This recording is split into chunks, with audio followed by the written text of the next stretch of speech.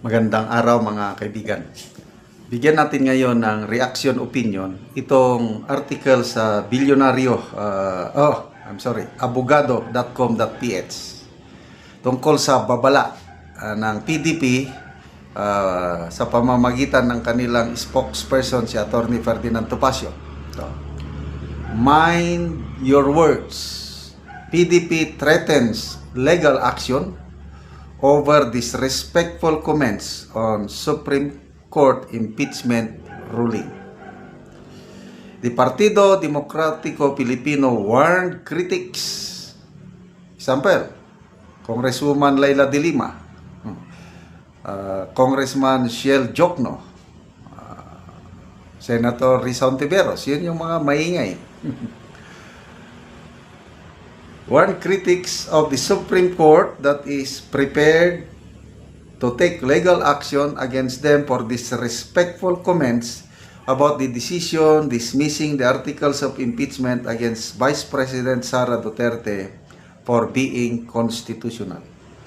Ferdinand Topacio, PDP spokesperson on impeachment matters, expressed concern about the language used by some of those commenting on the decision and emphasize the need to uphold respect for the Supreme Court at all times.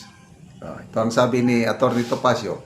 The use of intemperate and opprobrious, nako, ang lalim naman to, opprobrious, opprobrious language cannot be countenanced, lest our institutions be undermined.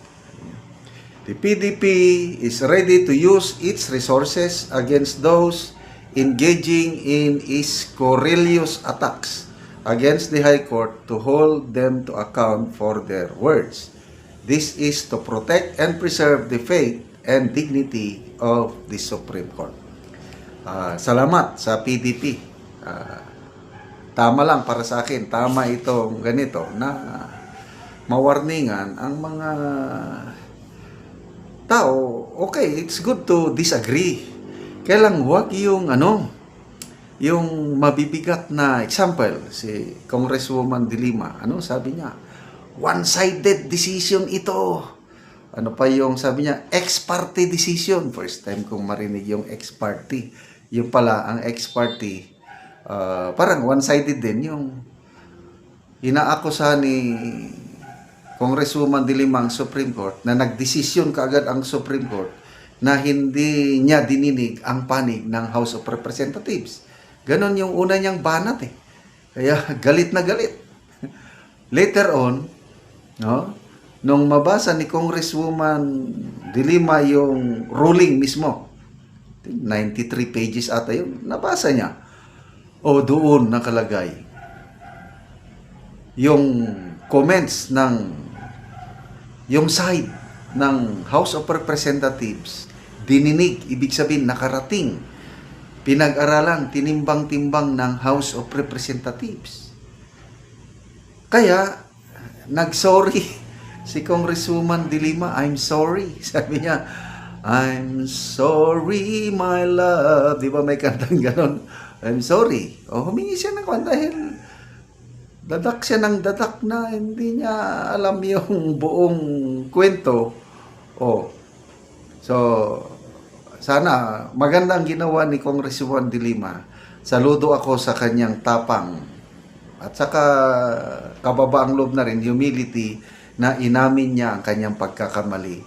Humingi ng apology sa Supreme Court.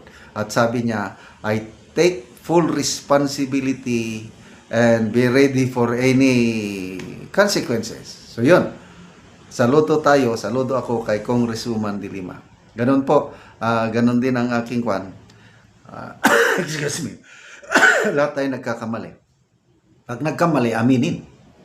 At ihanda ang ating sarili. Ako, ganyan ako. Pag nagkamali ko, sir, I'm sorry. I'm ready to receive any punishment nung nasa servisyo pa ko. At kung parusahan ako, so be it. Ganon.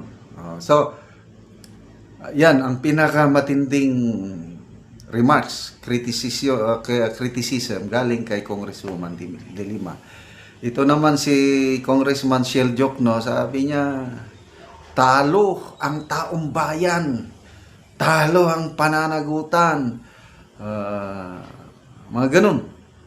Sino pa? Si Senator Hontiveros naman,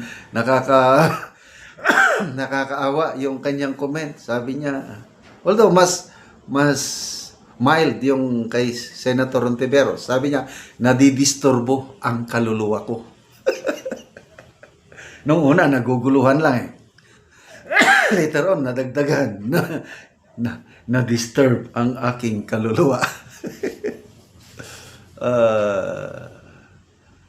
So,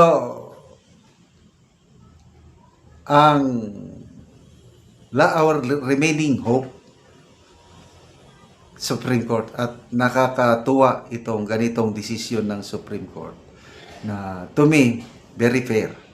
Kahit yung Marcos appointee na justice, si Justice Raul Villanueva, taga Ilocos Sur, Narbacan, Ilocos Sur, appointee ni PBBM, bumoto pabor sa unconstitutional ruling. Ano ba? Yung appointee ni Pinoy, si Justice Leonen, bumoto pabor, unconstitutional. Kasi ang isang banat niya, pahiwatig nila na wala yan, 12 appointee lahat ni Digong, kaya parang bias yan. Yan ang pinapahiwatig nila eh.